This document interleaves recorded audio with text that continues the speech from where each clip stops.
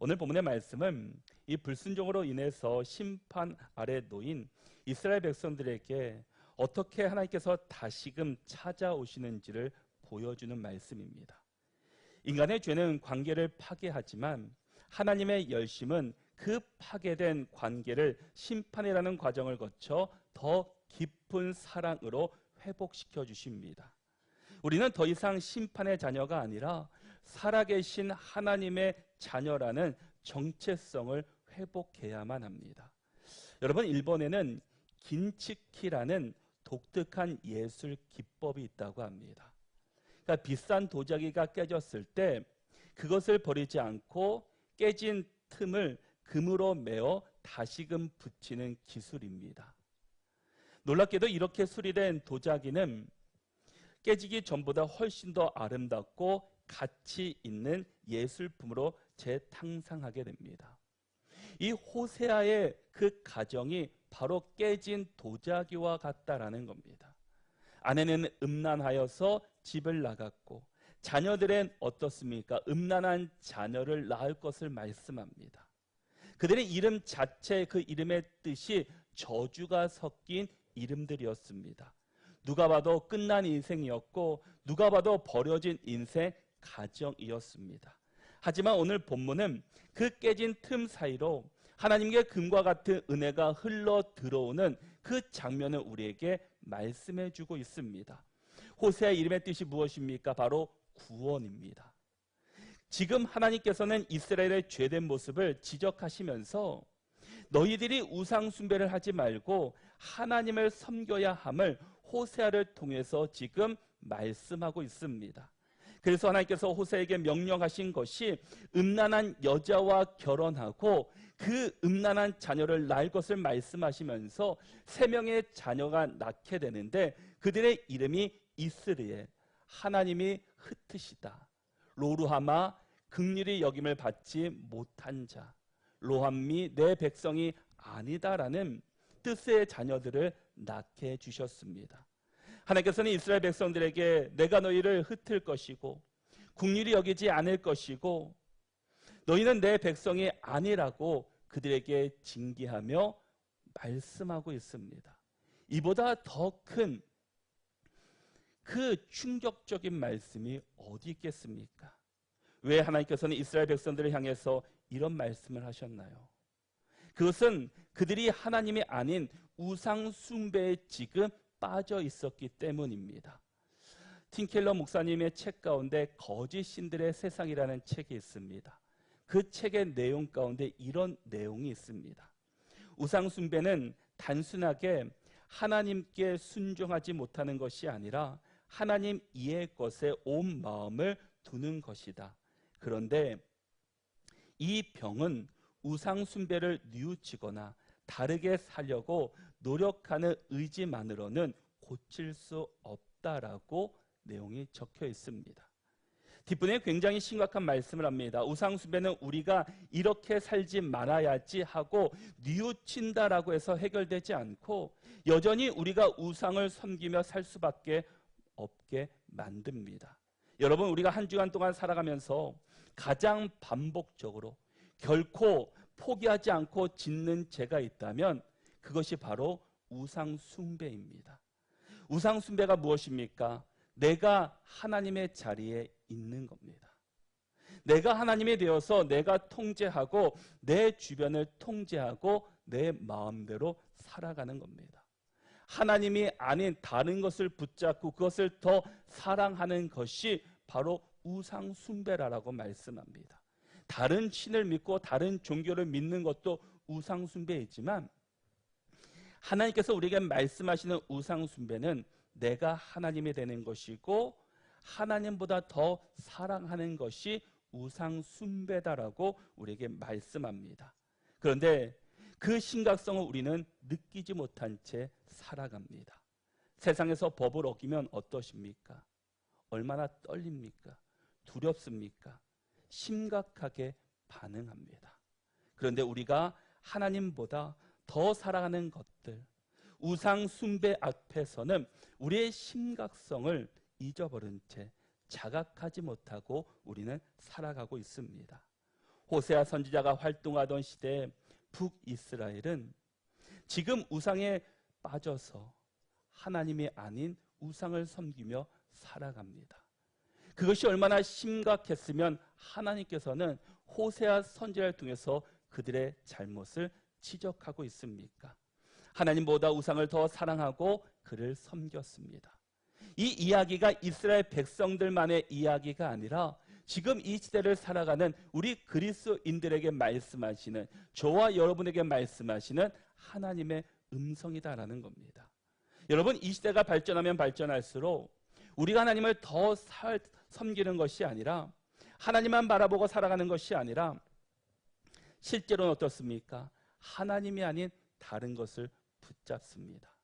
그것이 나를 인도해 줄 것 같고, 그것이 나를 붙잡아 줄 것 같고, 그것이 나를 안전하게 지켜줄 것이라고 우리는 생각하게 됩니다. 하나님을 붙잡기보다 세상을 붙잡으며 우리는 지금 살아가고 있습니다.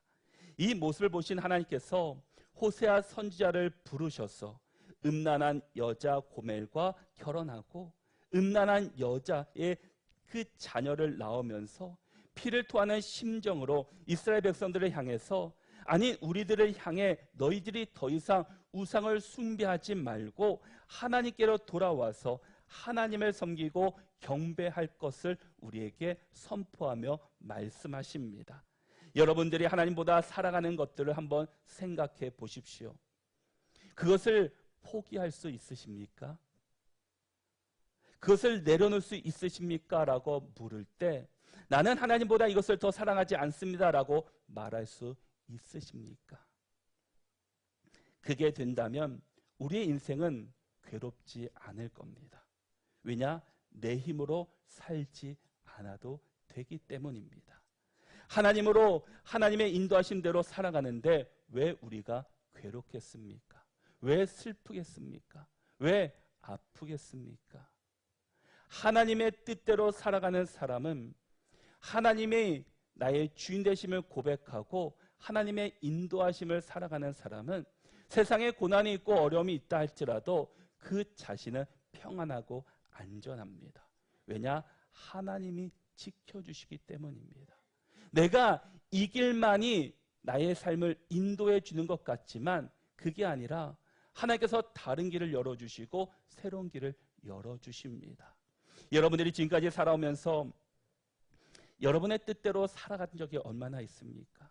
내가 계획하고 내가 준비하고 열심히 달려왔지만 내 뜻대로 된 적이 없음을 보게 됩니다. 그렇다고 해서 내 인생이 실패했습니까? 망하셨습니까? 아닙니다.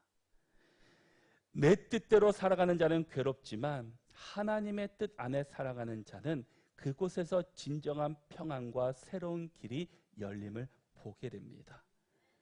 우리가 내 뜻대로 내 힘으로 살아가니까 자녀가 우상이 되기 때문에 자녀 때문에 힘들게 되고, 돈이 우상이 되기 때문에 돈 때문에 힘들게 되고, 건강이 우상이 되면 건강 때문에 힘들게 됩니다. 권력이 나의 우상이 되면 권력 때문에 힘들어지게 됩니다. 여러분이 지금 붙잡고 있는 우상을 내려놓으면 여러분의 인생처럼 복된 인생은 없습니다. 하나님은 호세아가 살고 있는 이 시대의 모습을 통해 우리에게 말씀하시고 가르쳐주고 있습니다. 그렇게 살면 안 된다라는 겁니다. 그렇게 살지 않아도 된다라고 말씀합니다. 지금까지 여러분들이 내 마음대로 살아오셨으면, 내가 열심히 살아왔을 때 진정으로 행복하셨습니까? 만족하면서 살으셨습니까? 하나님은 우리에게 그렇게 살지 않아도 됨을, 그 복음을 우리에게 말씀하고 있다라는 겁니다. 그러면서 하나님께서 우리에게 말씀하시는 것은 하나님께로 돌아오라라고 말씀합니다. 우상에 붙잡혀 사는 인생이 아니라 하나님께 붙잡혀 사는 인생이 될 것을 우리에게 선포하며 말씀합니다. 그러면서 하나님께서는 내가 너희를 흩을 것이고 너희를 긍휼히 여기지 않고 너희는 내 백성이 아니고 나는 너희 하나님이 아니라고, 이 무서운 그 심판의 말씀을 우리가 지난 시간에 함께 살펴보았습니다. 그런데 오늘 본문에 들어와서는 지난 시간에 화를 내시는 하나님이 오늘은 전혀 다른 모습으로 우리에게 다가오시는 것을 보게 됩니다. 우리 같이 10절의 말씀을 같이 한번 읽어보겠습니다. 우리 10절 말씀 함께 읽겠습니다. 그러나 이스라엘 자손의 수가 바닷가의 모래같이 되어서 헤아릴 수도 없고 셀 수도 없을 것이며 전에 그들에게 이르기를 너희는 내 백성이 아니라 한 그곳에서 그들에게 이르기를 너희는 살아계신 하나님의 아들들이라 할 것이라. 아멘. 지난 시간에 화를 내시며 멸망을 선포하셨던 하나님이 오늘 말씀에서는 너희들을 회복시켜 주시겠다라고 말씀하고 있습니다. 구원의 약속을 하고 계시다라는 겁니다. 이스라엘은 이스라엘이 되고 로루하마는 루하마가 되고 로암미는 암미가 될 것이라고 회복을 선포하시며 말씀하십니다. 하나님께 등을 돌린 사람들에게는 심판의 날은 하나님의 자녀들에게는 구원의 날입니다. 그래서 심판과 구원은 동전의 양면과도 같습니다. 이것은 모든 선지서의 공통적인 주제이기도 하고 성경의 주제이기도 합니다. 하나님은 이스라엘의 죄에 대해 분명히 심판을 선언하셨습니다. 하지만 곧바로 그러라라는 단어를 사용하시면서 아브라함에 하신 그 약속의 말씀을 상기시켜 주십니다. 화내시던 하나님이 왜 무슨 이유로 너희를 회복할 것이고 너희는 내 백성이라고 말씀하고 계십니까? 하나님께서 우리에게 화를 내시지만 궁극적인 목적은 우리를 사랑하시기 때문입니다. 너희들이 주께로 돌아오기를 지금 원하고 계시다라는 겁니다. 잘못된 방향에서 돌아오기를 원하고 계시다라는 겁니다. 겉으로는 화를 내시지만 하나님의 마음은 우리가 우상 숭배에 빠져 사는 것이 아니라 진정한 주권자가 되시고 전지전능하신 하나님을 바라보며 하나님의 인도하심 안에 살아가기를 원하시는 하나님의 마음이셨습니다. 10절 말씀에서도 이스라엘 자손의 수가 바닷가의 모래같이 되어서 헤아릴 수도 없고 셀 수도 없을 것이다 말씀합니다. 이 말씀을 여러분들이 들어보신 적이 있을 겁니다. 바로 하나님께서 아브라함에게 약속하신 말씀입니다. 창세기 22장 16절과 17절의 말씀을 보면 이르시되 여호와께서 이르시기를 내가 나를 가리켜 맹세하노니 내가 이같이 행하여 내 아들 내 독자도 아끼지 아니하였은지 내가 내게 큰 복을 주고 내 씨가 크게 번성하여 하늘의 별과 같고 바닷가의 모래와 같게 하리니 내 씨가 그 대적의 성문을 차지하리라라고 말씀합니다. 아브라함이 그토록 원했던 이삭을 갖게 되었습니다. 그런데 하나님께서는 그 이삭을 모리아산의 제단에 번제로 드리라고 말씀합니다. 얼마나 충격적인 일입니까? 그렇게 간절히 원하고 원했던 그 하나밖에 없는 독자인 그 이삭을 얻었는데 하나님께서는 그것을 하나님께 드리라고. 그런데 아브라함은 내 아들 내 독자를 아끼지 아니하고 하나님께 드리게 됩니다. 그리고 하나님께서는 아브라함에게 내가 나를 경외한 줄을 아노라라고 말씀하시면서 이 약속의 말씀을 주신다라는 겁니다. 그래서 하나님께서는 아브라함에게 약속의 말씀을 주시는데 내 이름을 걸고 맹세하는데 너희 자손은 하늘의 별과 같이 바닷가의 모래와 같게 하신다라고 말씀하고 있습니다. 하나님께서는 아브라함과 하신 약속이 있기에 지금 우상 숭배에 빠져 있는 이스라엘 백성들을 언제든지 버리실 수 있고 징계할 수 있었지만 그렇게 하지 않으시고 호세아를 통해서 다시금 너희들이 주께로 돌아올 기회를 주시고 너희들이 주께로 돌아와야 한다라는 것을 그들에게 말씀하고 있다라는 겁니다. 여러분, 우리도 이스라엘 백성들처럼 얼마나 많은 죄를 지으며 우리가 살아가고 있습니까? 특별히 우리는 늘 우상 숭배의 죄에 빠져 삽니다. 하나님만을 섬겨야 하는 믿음의 자녀들이 하나님이 아닌 다른 우상을 섬기며 얼마나 그것을 의지하며 우리가 살아가고 있습니까? 그럼에도 나를 버리지 않으시고 끝까지 우리를 붙잡아 주시는 것은 한 가지 이유입니다. 내가 착해서, 내가 열심히 해서, 내가 능력이 있어서 신실하기 때문에 아닙니다. 바로 하나님의 언약의 약속의 말씀이 있기 때문입니다. 아브라함에게 하셨던 그 언약의 말씀이 있기 때문에 그 은혜를 우리가 지금도 누리며 살아간다라는 겁니다. 우리의 죄만 놓고 본다면 우리는 이미 죽어야 마땅한 사람들일 겁니다. 그런데 하나님께서는 약속한 말씀이 있기 때문에 우리를 버리지 않으시고 끝까지 우리를 붙잡아서 그래, 너희는 돌아와야 돼. 다시금 돌아와야 돼. 죄 가운데 머물고 있는 자들을 끌어서라도 이 자리에 앉히신다라는 겁니다. 때로는 그것을 고난을 통해서도, 어떻게든 질병을 통해서도, 여러 가지 방법을 통해서 우리가 주 앞에 나오기를 원하시는 하나님의 마음이시다라는 겁니다. 우리 하나님은 바로 신실하신 하나님이십니다. 그러기에 우리는 내가 잘해서라는 이 착각에 머물러 있는 것이 아니라 하나님은 주의 백성들과 하신 약속은 반드시 지키시는 신실하신 하나님이시기 때문에 인간의 약속은 어떻습니까? 상황에 따라 바뀝니다. 내 이익과 나 중심으로 변화됩니다. 내가 언제 그 말을 했느냐고 약속을 깨트려버리는 것이 인간의 모습이기도 합니다. 그러나 하나님의 약속은 상대방이 어떠함에 상관없이, 저와 여러분들의 어떠함에 상관없이 하나님은 그 약속을 지키시는 신실하신 하나님이십니다. 그래서 우리는 우상 숭배를 반드시 끊고 우리를 부르시는 하나님의 회복의 자리에 우리가 서야 합니다. 하나님께서는 이제 이 저주를 축복으로 바꾸시고 우리의 신분을 바꾸어 주십니다. 10절 하반절에 보면은 그들에게 이르기를 너희는 살아계신 하나님의 아들들이라 할 것이다 라고 말씀합니다. 심판의 장소였던 이스라엘, 그것이 승리의 장소로 변화되었고, 로암미, 내 백성이 아니다라는 그가 하나님의 아들이 되었습니다. 하나님은 단순히 죄를 용서하시는 것에 그치지 않고 그들의 신분을 최고의 수준으로 격상해 주셨습니다. 로마 시대에 이 양자가 된다는 것은 단순히 성씨만 바꾸는 것이 아닙니다. 양자가 되는 순간 그 이전의 모든 빚, 채무는 법적으로 완전히 소멸됩니다.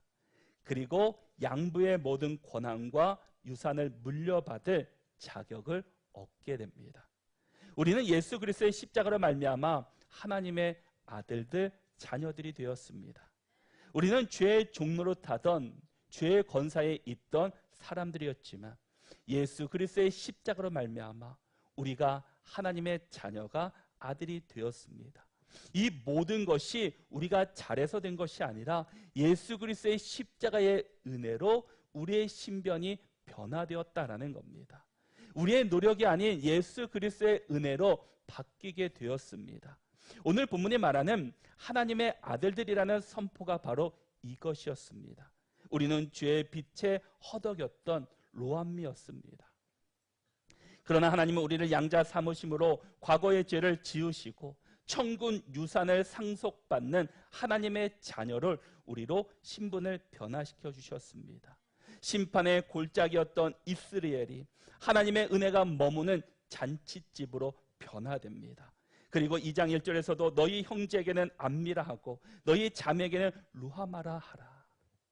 그들의 원래 이름은 로암미, 로루하마입니다.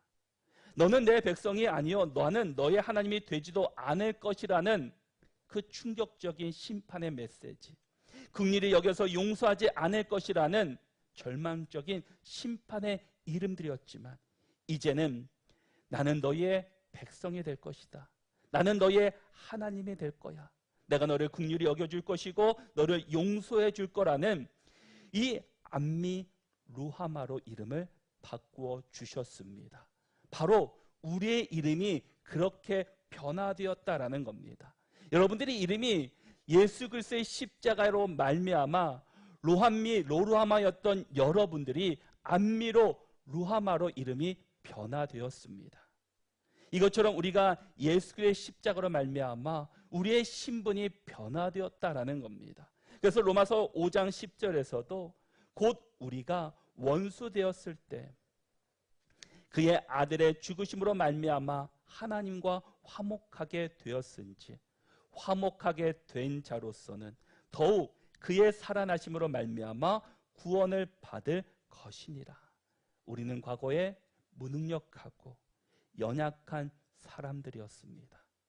또한 우리는 죄인들이었습니다.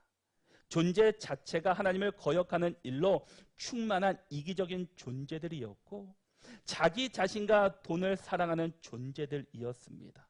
그리고 우리는 과거에 하나님과 원수된 자였습니다. 하나님이 싫어하는 것들을 도리어 좋아하는 우상 숭배자들입니다. 눈앞의 작은 이익을 위해 경쟁을 당연시 여겼고 거짓말과 탐욕을 정당화했습니다.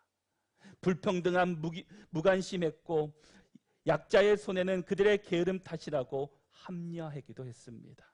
기회를 얻기 위해 강자에게 아부하는 일은 손쉬운 일이었고 비아냥대고 험담하고 당을 짓고 쾌락에 빠지고 헛된 자만심으로 인해 기회만 생기면 자랑을 하는 것을 즐거워했던 세속적인 사람들이었습니다. 그랬던 우리가 하나님의 사랑과 예수 그리스도의 십자가의 대속 때문에 죽어야 하는 우리가 다시금 살아났습니다. 새로운 존재가 되었다라는 겁니다. 바로 그 십자가 위로 하나님의 진노가 쏟아졌고 그분이 죽고 우리가 살아나게 됐습니다. 그러니 의롭다 하심을 받기 전에 내가 누구였는지 내가 어떻게 의롭게 하심을 입었게 되었는지를 결코 우리는 잊지 말아야 합니다. 하나님은 우리를 포기하지 않으십니다. 여러분 자녀들이 죄를 짓고 부모의 말을 안 듣는다고 해서 포기하십니까? 아닙니다. 그 자녀가 돌아오기를 간절히 기다리고 기다립니다.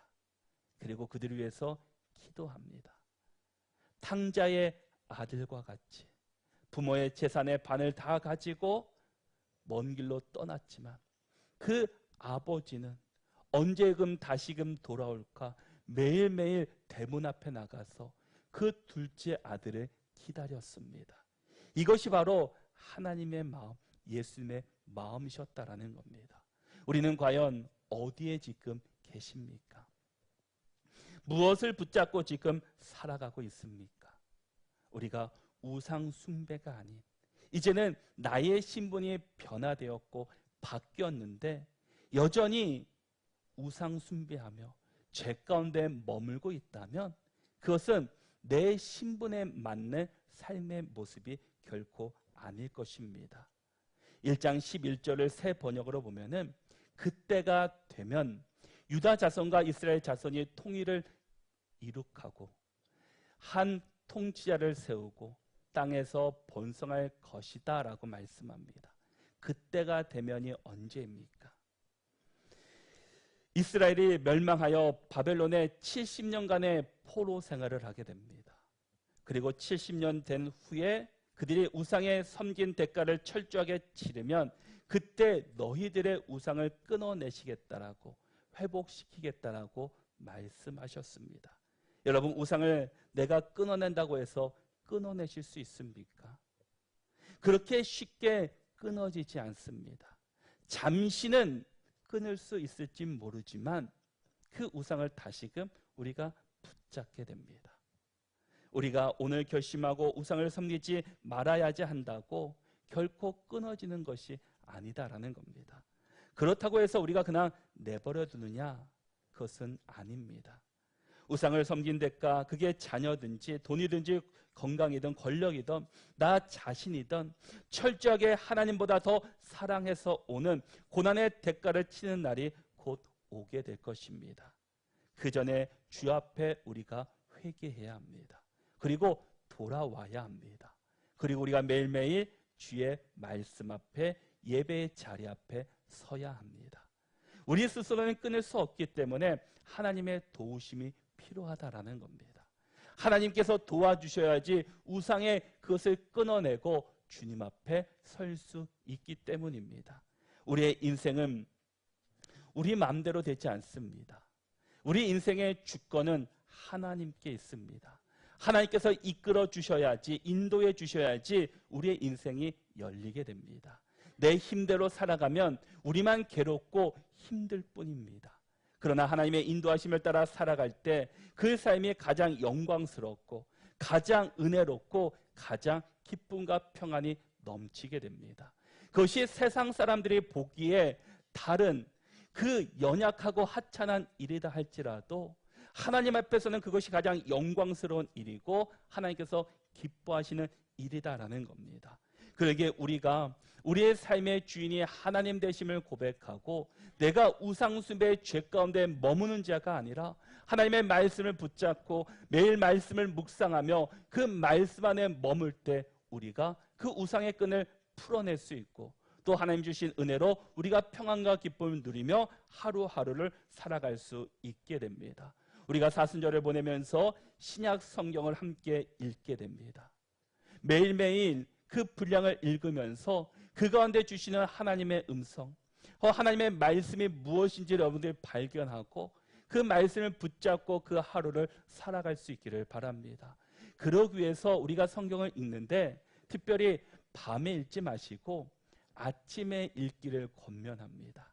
아침에 일어나서 읽으셔서 그 주신 말씀 붙잡고 하루를 살아내는 겁니다. 그럴 때 주시는 하나님의 기쁨과 평안이 이전과는 분명히 다를 것입니다. 사순절을 우리가 보내면서 그냥 예수님이 나를 위해서 십자가를 지시는 그 절기지라고만 생각하지 마시고 우리도 함께 예수님의 말씀을 함께 읽으면서 그 안에 주시는 참된 기쁨을 함께 누릴 수 있기를 바랍니다. 이제는 여러분들의 신분이 변화되었습니다. 그리고 여러분들의 그 하나님께서 여러분들을 축복하고 계십니다. 그러기에 여러분이 예전처럼 로루함미로 사는 것이 아니라 이제는 하나님의 자녀로서 안미로 루하마로 살아가는 우리 모두가 다 되시기를 바랍니다.